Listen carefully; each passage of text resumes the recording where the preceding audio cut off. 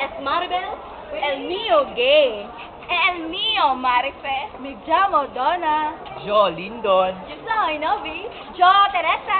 Yo Maricel. Me llamo Christine. Yo soy Shena. Mi nombre es Joy. Yo soy Tina. Somos estudiantes de cuarto curso de turismo. En el Colegio Estatal de Siquijor. Bienvenidos a Siquijor, Isla de Fuego. Cuando los españoles ven por primera vez la isla, le llaman así. Porque precisamente esta noche una gran nube de Churnagas visita la isla.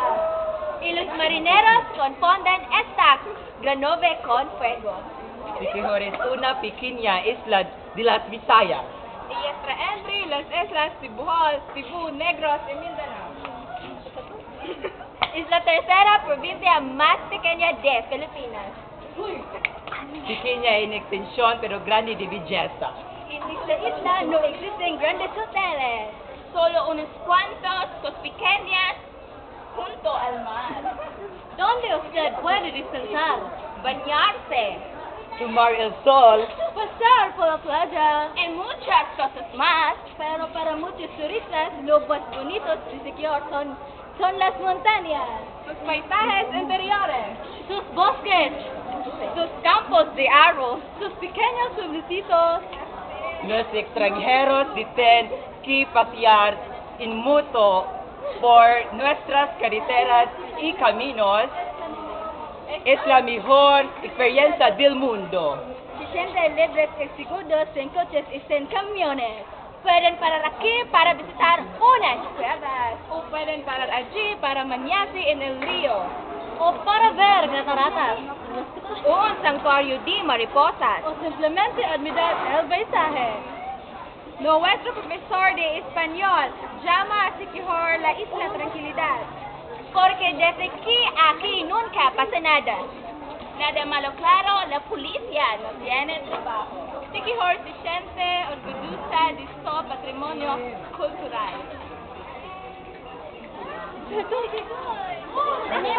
Tenemos en la isla 3 iglesias antiguas, 3 torres y varios conventos. El convento de San Isidro Labrador es uno de los más grandes y antiguos de Filipinas. Cada 15 de mayo la ciudad de Lassi hace una gran fiesta. Su patrón, ¡viva San Isidro! Y viva San Juan. ¡Viva San Antonio! ¡Viva San Vicente!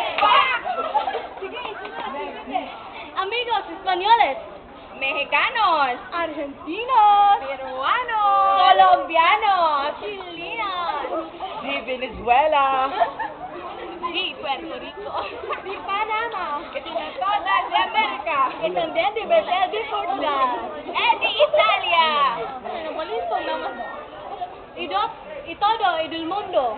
en Siquijor les esperamos con los brazos abiertos. ¡Hasta pronto! ¡Les esperamos!